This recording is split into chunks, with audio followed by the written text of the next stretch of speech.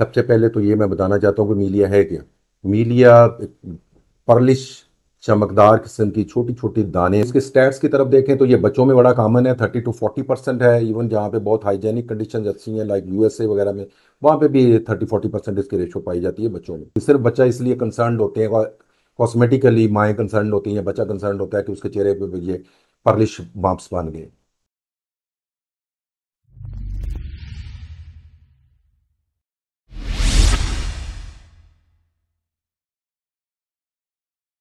बिस्मिल्लाहिर्रहमानिर्रहीम नहमदु व नसल्ली अला रसूलिल करीम व अम्मा बाद। अस्सलाम वालेकुम व्यूअर्स, मैं डॉक्टर हारून रशीद हूँ। मैं माहिर अमराज जिल्द हूँ और आप देख रहे हैं मेरा यूट्यूब चैनल डॉक्टर हारून रशीद SKP। आज एक इंतहाई अहम टॉपिक है, पर्टिकुलरली बच्चों के हवाले से, जिसमें माएँ बड़ी कंसर्न होती हैं। तो ये टॉपिक आज मीलिया का है। सबसे पहले तो ये मैं बताना चाहता हूँ कि मीलिया है क्या। मीलिया एक पर्लिश चमकदार किस्म की छोटी छोटी दाने बनते हैं आपकी स्किन की ऊपर वाली तह, जिसको एपिडर्मिस कहा जाता है, उसके नीचे। वहाँ पे सेल्स कलेक्ट हो जाते हैं, वो क्लॉग ऑफ नहीं होते वहाँ से। तो वहाँ पे वो उनकी कलेक्शन होती है और वो वहाँ पे एक पर्लिश किस्म का, एक ब्राइट किस्म का छोटा सा बम्प बना देता है और उसको मीलिया कहा जाता है। अब इसके स्टैट्स की तरफ देखें तो ये बच्चों में बड़ा कॉमन है, 30 to 40% है। इवन जहाँ पे बहुत हाइजेनिक कंडीशन अच्छी हैं लाइक यूएसए वगैरह में, वहाँ पे भी 30-40% इसकी रेशो पाई जाती है बच्चों में। अडल्ट में रेशो कम है, 5 to 10% है। तो जहाँ तक इसकी डायग्नोसिस है तो इसमें जनरली सिम्टम्स नहीं होती कि अगर खारिश है, एलर्जी है, जलन है या किसी किस्म की पेन है, तो दीज आर नॉट देयर। ऐसी कोई सिम्टम्स नहीं होती। सिर्फ बच्चा इसलिए कंसर्न होते हैं, कॉस्मेटिकली माएँ कंसर्न होती हैं, बच्चा कंसर्न होता है कि उसके चेहरे पे ये पर्लिश बम्प्स बन गए। तो इसको अब आते हैं जी इसकी रीज़न कि बनती क्यों है। इसके रीजंस में जो जनरली नोन रीजंस हैं, उसमें सबसे कॉमन जो है वो ये है कि स्किन ट्रामा। स्किन ट्रामा अब होता कैसे, बच्चों में कैसे होगा। अनहाइजेनिक कंडीशन से हो सकता है, रफ सोप्स हो सकते हैं, फेस वॉशेस हो सकते हैं, उसके बाद आपका शैम्पूज रफ हो सकते हैं, उसके बाद आपकी ये बड़ों में सन एक्सपोजर से सन जो सोलर डैमेज होता है, उसके नतीजे में जो सन स्किन डैमेज हो जाएगा, उस वजह से भी बन सकते हैं, जो बड़ों में बनते हैं। तो लेकिन बहरहाल उसमें इनकी रेशो काफ़ी स्टैट्स मैंने बताया कि कम है। अब इसका देखना होता है कि माएँ जब आती हैं तो वो इतनी कंसर्न होती हैं, sometime they are telling you कि ये वार्स बन गए, मोके डॉक्टर साहब बन गए।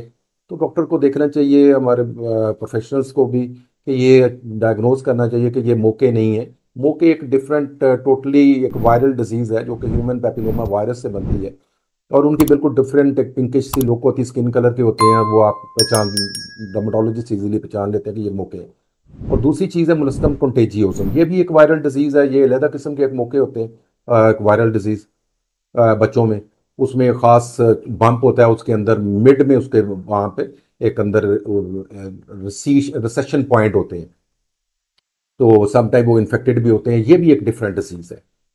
अब पीछे मीलिया रह जाता है जी। मीलिया जो है वो उसके ऊपर ऐसा कोई बम्प के ऊपर कोई रिसेशन डंप नहीं होता और ना ही उसके ऊपर कोई जिस तरह दूसरे मौके वगैरह होते हैं उस तरह की उसकी पिक्चर नहीं होती, उस तरह का उसका कलर नहीं होता।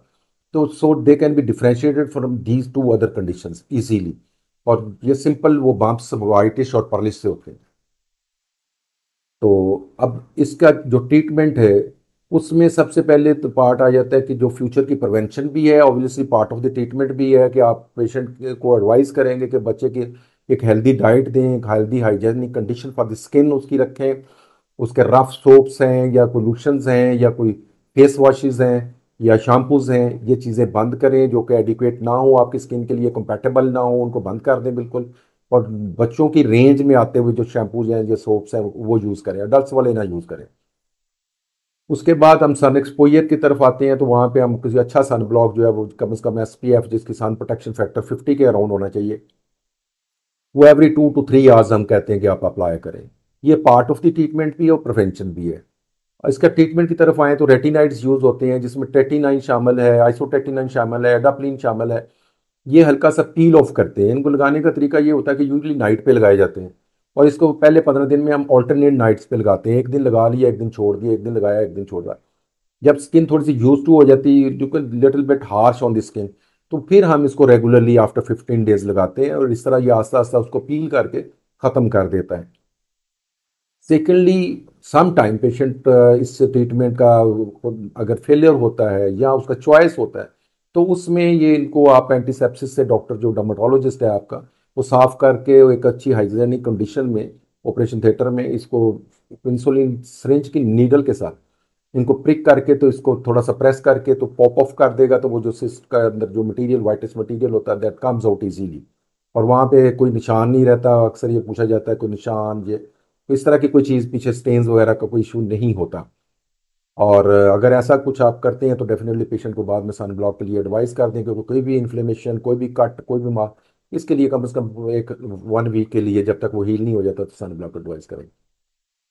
तो ये आज की एक टॉपिक है जो कि बड़ा इस्थेटिकली कंसर्न्ड होता है। तो इसका मैं, मेरा ख्याल है कि आपके बहुत सारे सवालों का मैंने जवाब दे दिया है। वीडियो पसंद आए तो इसको लाइक करें, मेरे चैनल को सब्सक्राइब करके शेयर करें। पब्लिक अवेयरनेस मैसेज है, तो काइंडली इसको शेयर ज़रूर कीजिएगा। Thank you very much for listening.